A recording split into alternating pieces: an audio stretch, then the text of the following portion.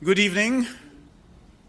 This evening, as you well know, it is the Seder, the Passover meal that Yeshua had with his Talmudim, his disciples. Most people call it the Lord's Supper. That's what it's commonly called. But the word tells us that he is our Passover. The word did not say he was our communion, neither was he our Eucharist. The word said that he is our Passover, meaning that he is the lamb that was slain for our sins so that we can have life and have it in an abundant fashion. And so we have come tonight to celebrate, to commemorate our covenant relationship with him.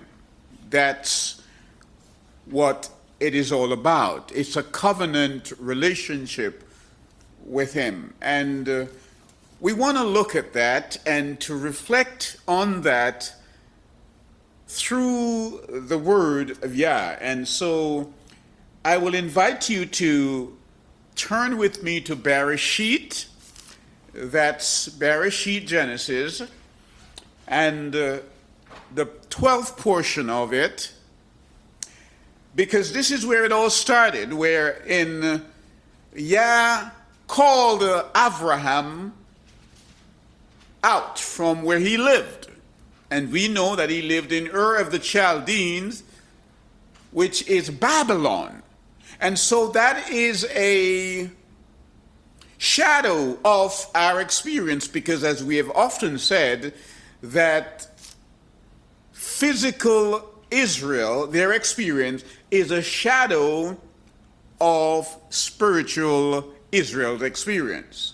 So notice here, Babylon represents the world, and Yah is calling Abraham out, promising him a new home in the promised land.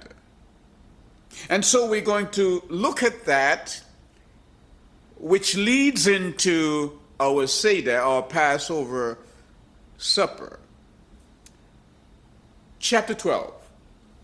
And Yahweh said to Avram, "Go yourself out of your land, from your relatives and from your father's house, to a land which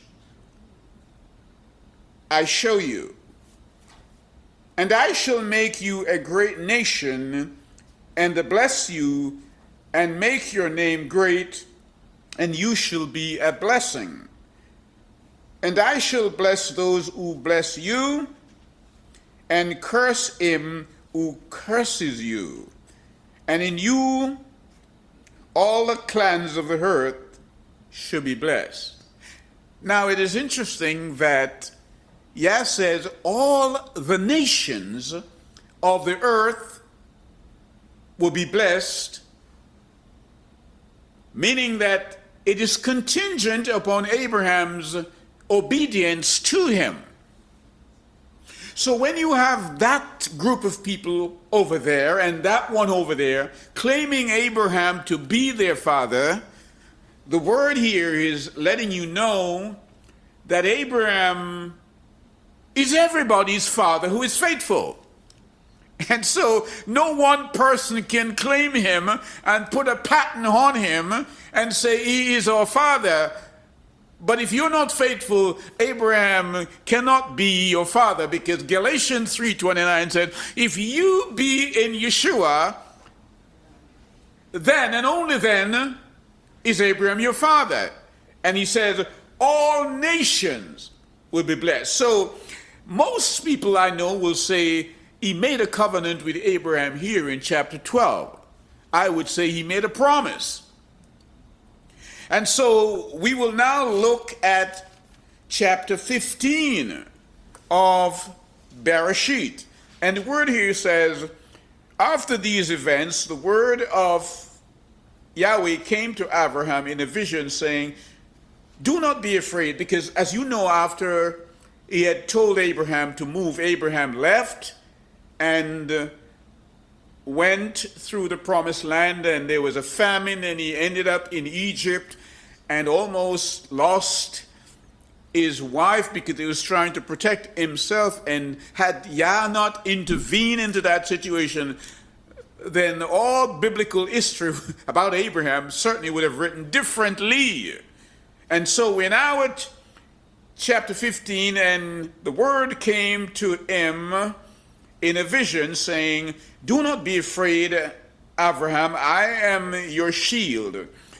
Your reward is exceedingly great." And Abraham said, "Master Yahweh, what would you give me, seeing I am childless, and the heir of my house is Eliezer from Damascus?" He's a Syrian. And Abraham said, "See, you have given me no seed, and see, one born in my house is my heir." And see, the word of Yahweh came to him, saying, "This is not your heir, but he who comes from your own body is your heir." And he brought him outside and said, "Look now towards the heavens and count the stars, if you're able to count them." And he said to him, "So are you your seed." And he believed in Yahweh, and he reckoned to him for righteousness. And he said to him, "I am Yahweh who brought you out of Ur Kasdim," that's Ur of the Chaldeans, "to give you this land to inherit it." And he said, "Master Yahweh, whereby do I know that I possess it?" And he said to him, "Bring me 3-year-old heifer, and a 3-year-old female goat, and 3-year-old ram, and a turtle dove, and a young pigeon." And he took all these to him and cut them in the middle, and placed each half opposite the other. And he did cut the birds, and the birds of prey came down on the carcasses, and Avram drove them away. And so the word here says that Yahweh made a covenant with Abraham. He made a covenant with him. So the covenant that he made is really in chapter 15 rather than in chapter 12. So we want to be sure on that, because as I indicated, some people say it's chapter 12. Of course, he made a promise in chapter 12, but he made a covenant with him in chapter 15.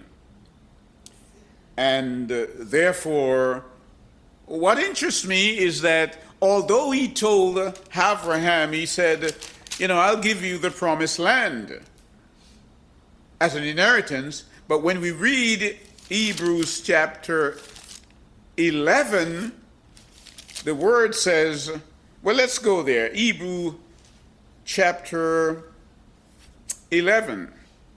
And the word says, verse 8, "By belief, by faith, Abraham obeyed when he was called to go out to the place which he was about to receive as an inheritance.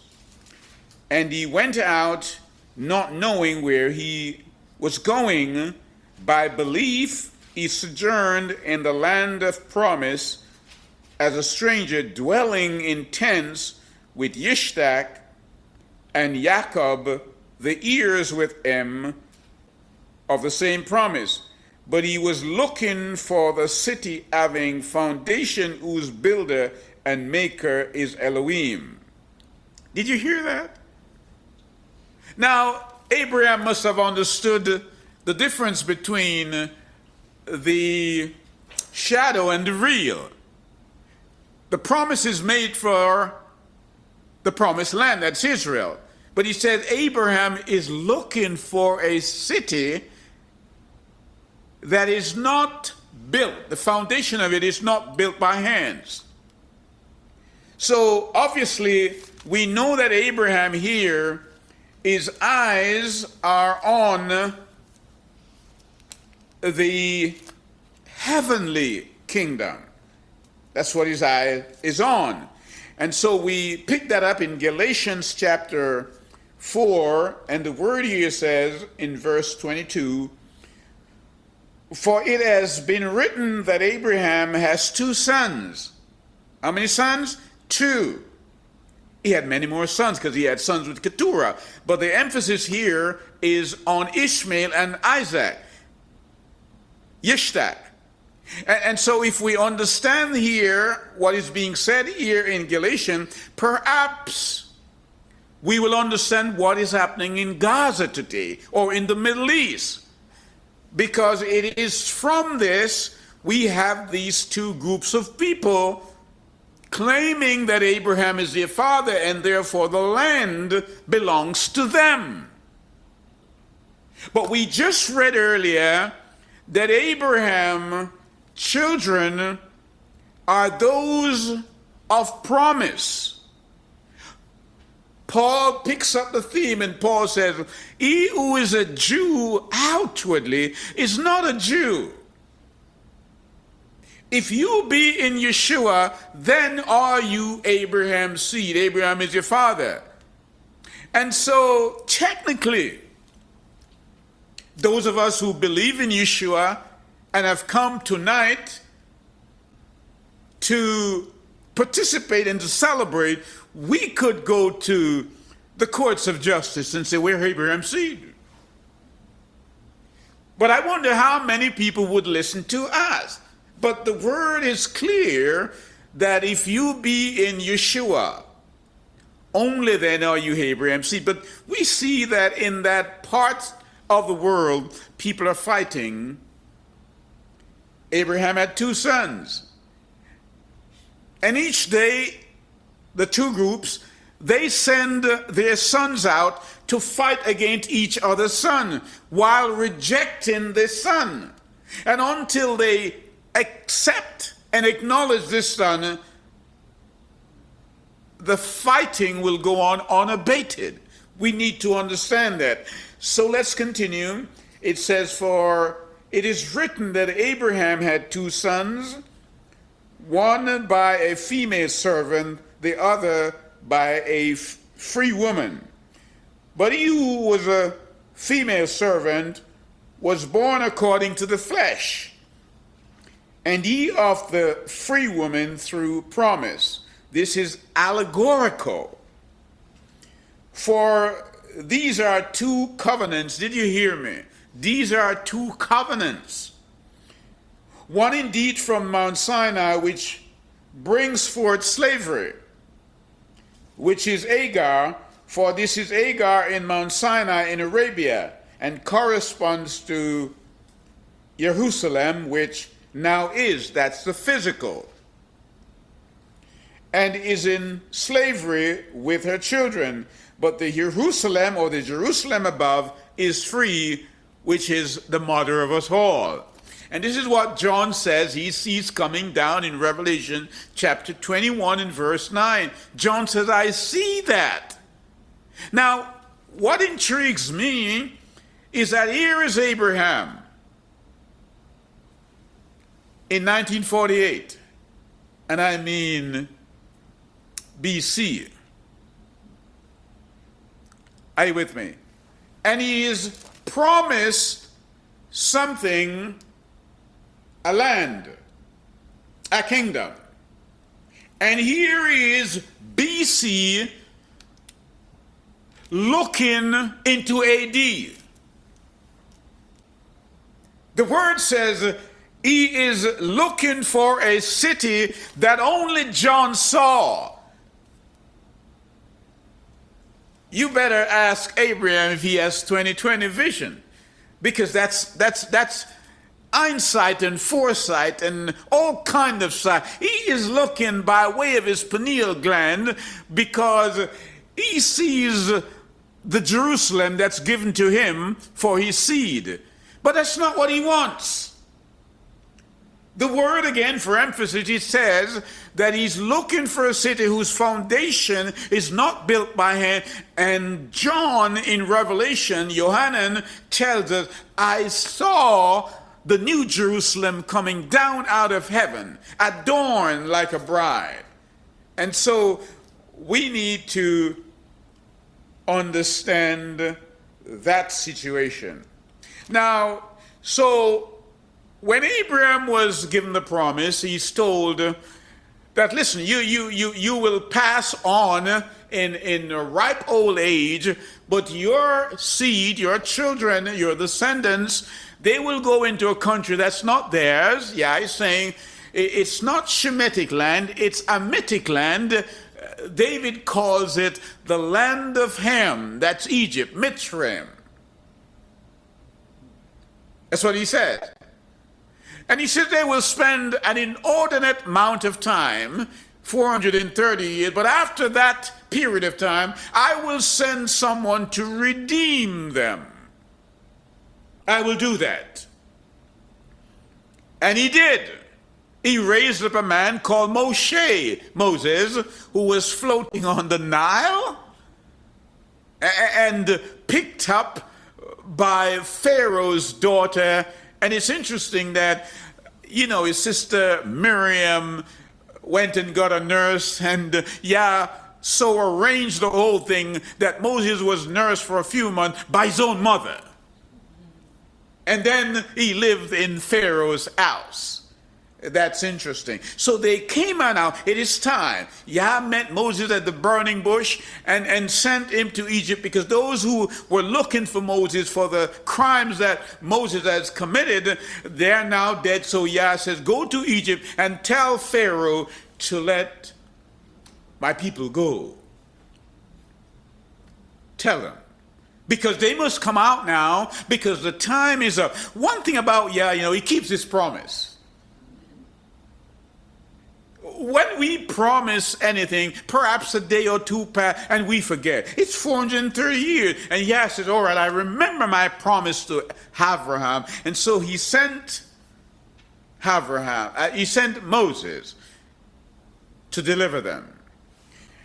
And after he delivered them, he says, all right, I will teach them now how to live.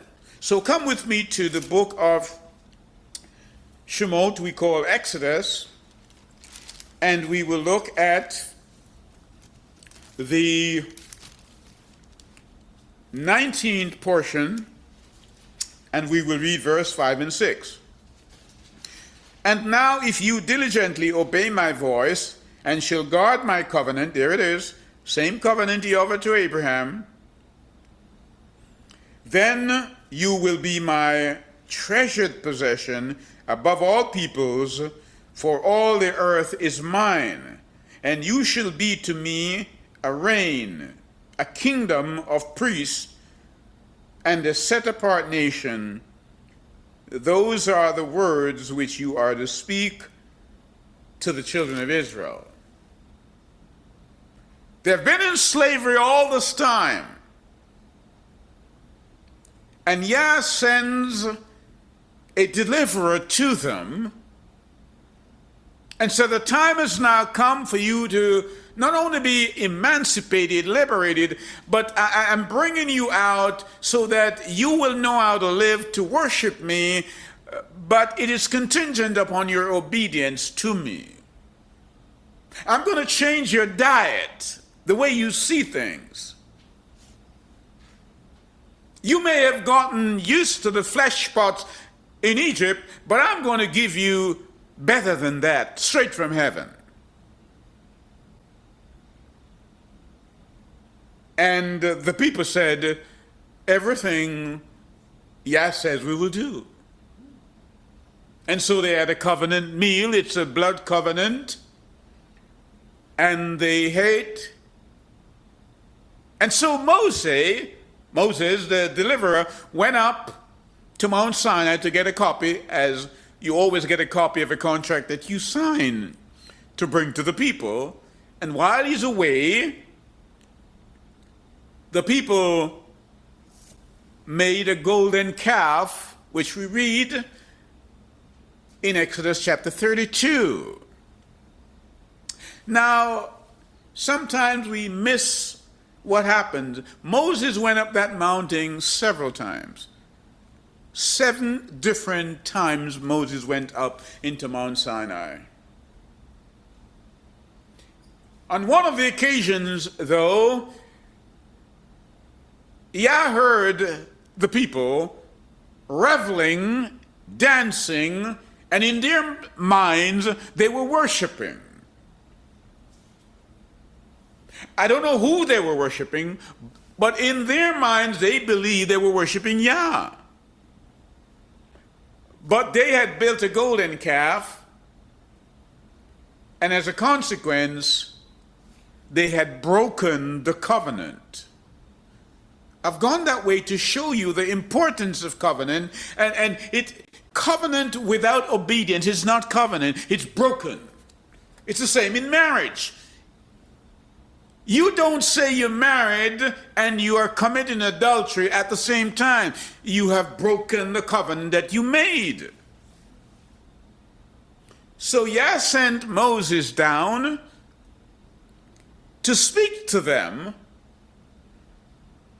and Moses broke the tablets of stones that the commandments were written on, to illustrate the point that the covenant is broken.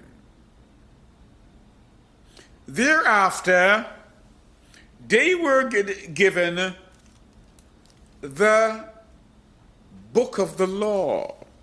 Come with me to Deuteronomy chapter 29. Deuteronomy chapter 29, that's Devarim.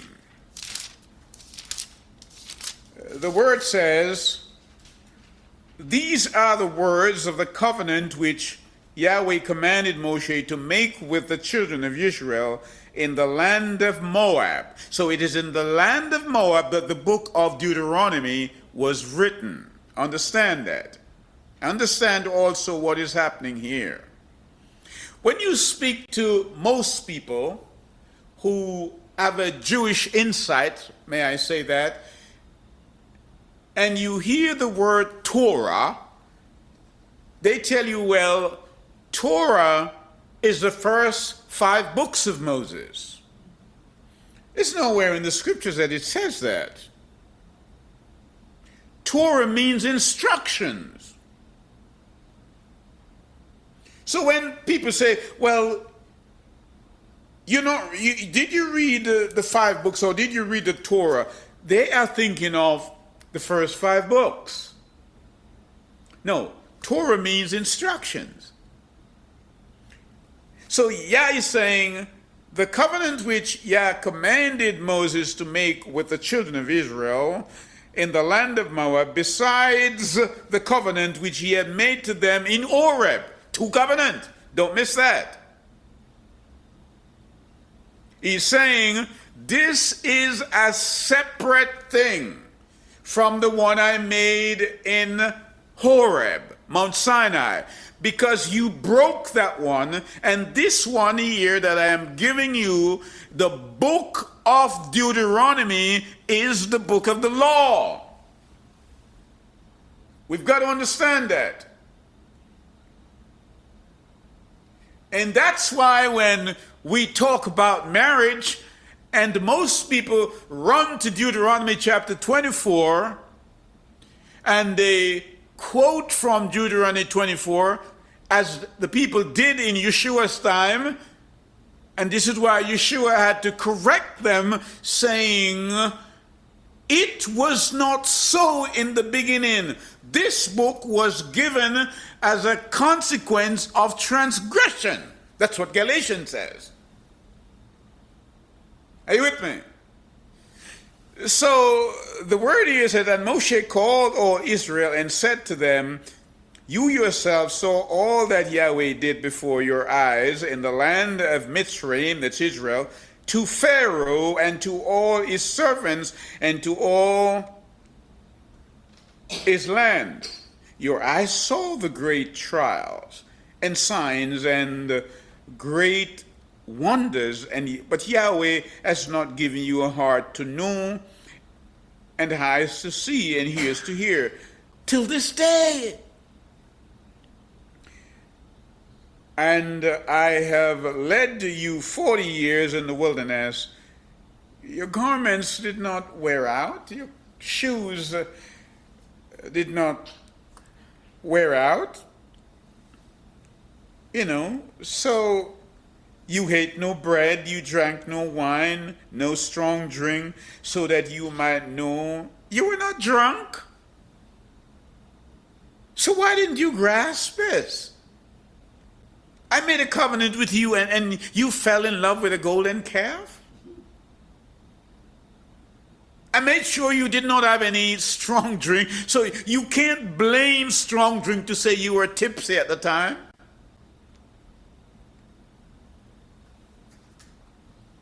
And is letting you know that this schoolmaster here, let me tell you where it was placed. Come with me to Deuteronomy chapter 31, and we will look at verse 26. The word says, take the book of the Torah, the book of the law. This is Deuteronomy that was written in Moab, and it was written as a consequence of transgression. And you shall place it beside the ark of the covenant. So the 10 commandments was put inside. This is the covenant made with Abraham. The 10 commandments. That doesn't change. And Galatians tells us that the promise that was made to Abraham cannot be disannulled. We must understand that. So take the book of the Torah, you shall place it beside the ark of the covenant of Yahweh your Elohim, and it shall be there as a witness against you, for I myself know your rebellion and your stiff neck. See, while I am still alive with you today, you have been rebellious against Yahweh, then how much more after my death, says Moses. That's what he's saying. So when we get to Luke chapter 16 and verse 16, we're made to understand that the laws and the prophet, they were preached up unto John. So Yeshua now comes to usher in a kingdom, to establish a kingdom. Abraham was promised that from one man he would turn him into a nation of people. Now that nation of people would be Yisrael. And Yisrael would turn the other nations into one kingdom. We mustn't miss that. But what we have seen is that one nation has continued to say, I am Israel, I am Israel, I am Israel. When the word says, no, Abraham, you will be a blessing to all the nations. All the nations.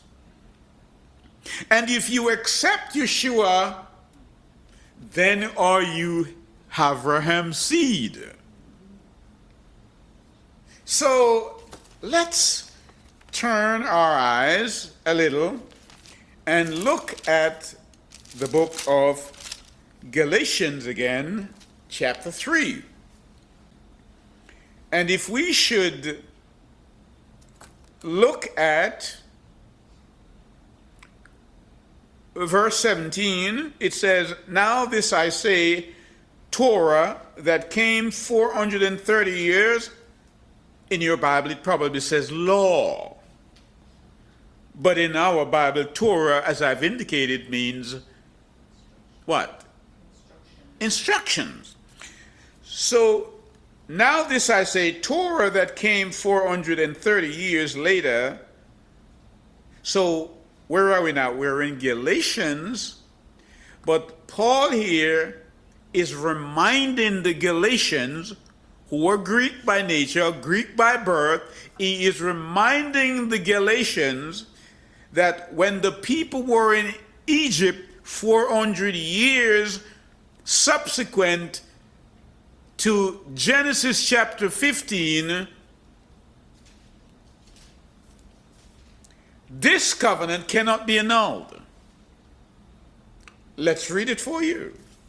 Now this I say, Torah that came 430 years later does not annul a covenant previously confirmed by Elohim in Messiah. Did you see that? You see the link?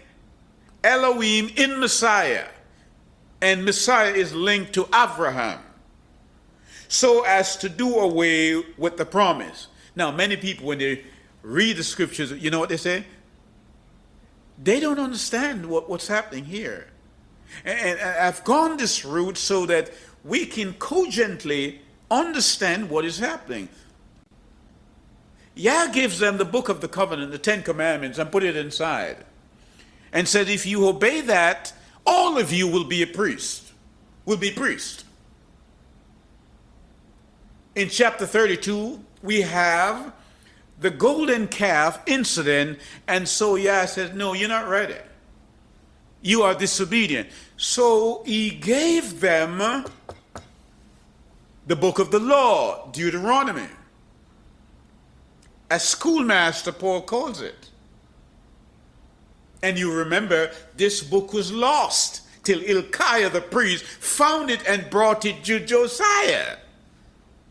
It's lost. Where was it lost? In the house, in the temple. And you almost get the impression that although people take their Bible to churches each week, you ask yourself the question whether the book is again lost in the house. We know some other people are lost in the house. So the word is this, that it cannot be annulled.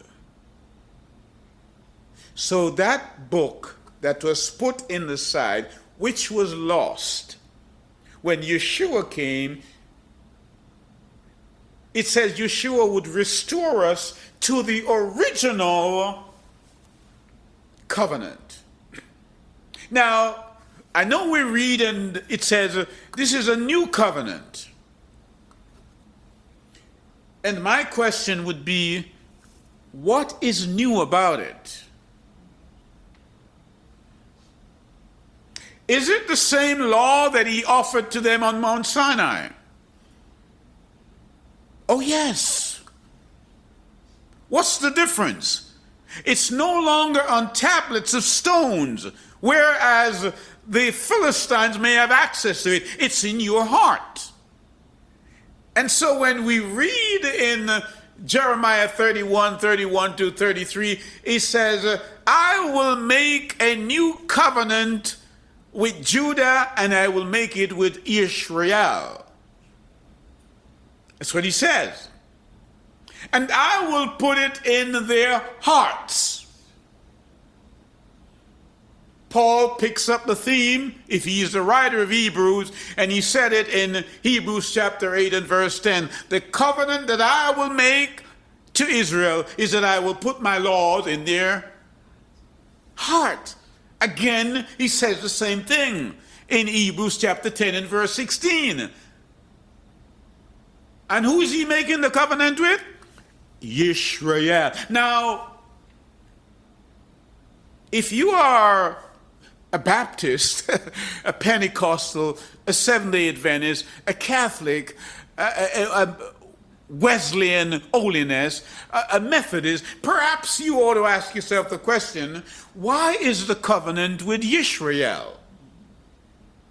And we see no covenant with the church.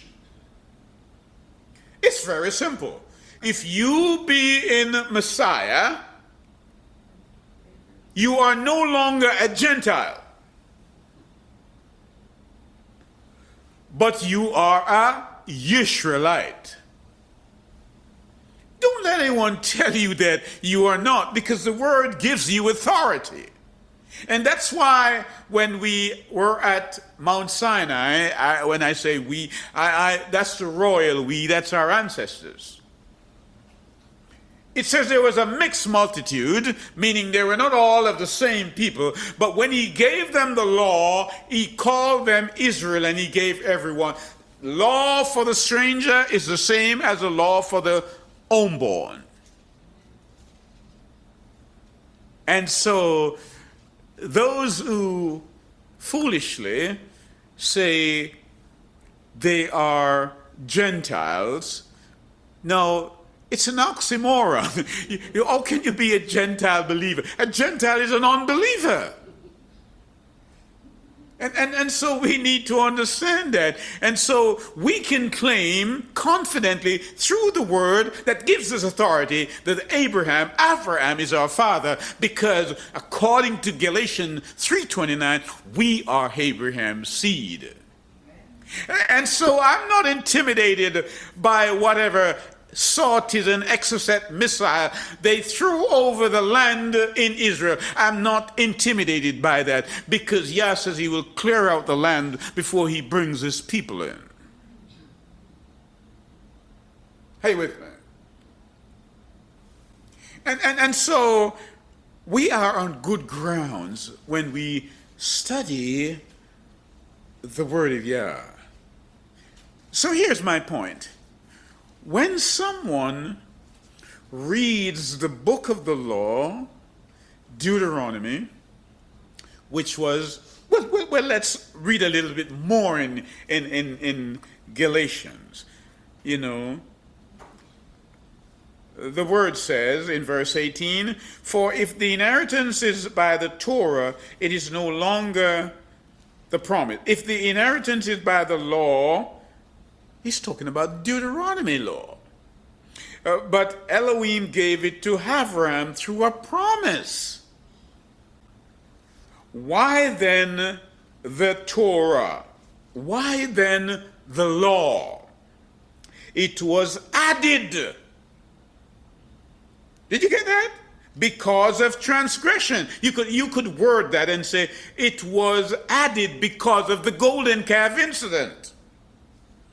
Until the seed should come to whom the promise was made, and it was ordained through messengers in the end of the mediator. You remember in chapter 22, don't you, of Bereshit? Abraham is told, he's being tested here, take your son, your only son, Isaac. Is that what the word says? Now, think of it.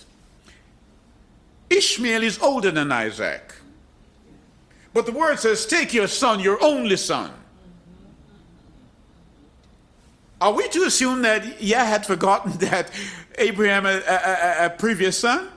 No, we're talking about the son of promise.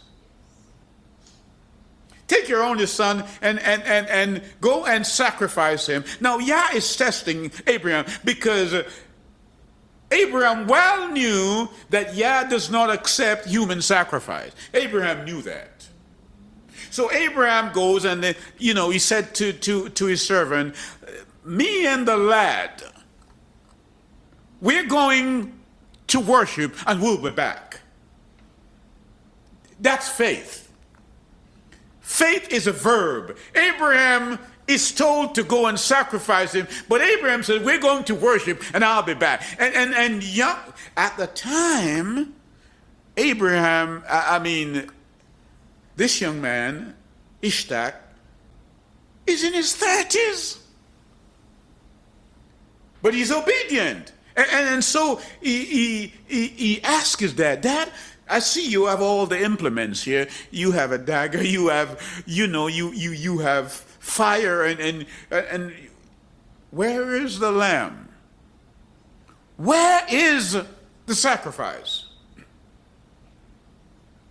That question is asked in Genesis 22. But it's answered in John 1:29. John the Baptist comes and says, He is the Lamb. There cometh the Lamb of Yah, who he takes away what? The sins of the world. All right, Abraham, now I know. Now I know. Yah well knew before. The experience was for Abraham's sake, and for us living subsequently in the ages to come, even for unborn souls, so that we can see that that covenant is everlasting. And that's why we come tonight,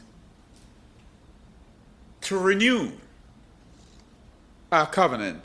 And so when Yeshua in Luke chapter 22 met with his disciples that night, and he said, this is my blood, and this is the cup, drink, and this is the bread, it's my body, drink. This is the New Testament. He's saying that which was your schoolmaster and drove you to me, the Messiah. I am now saying, I'm putting this in your heart. It's a new covenant with you. That's what he's saying. May we understand that technically we are now the custodian of the ark. And if you're the custodian of the ark, you have to look after the ark so that no Philistine may come near it.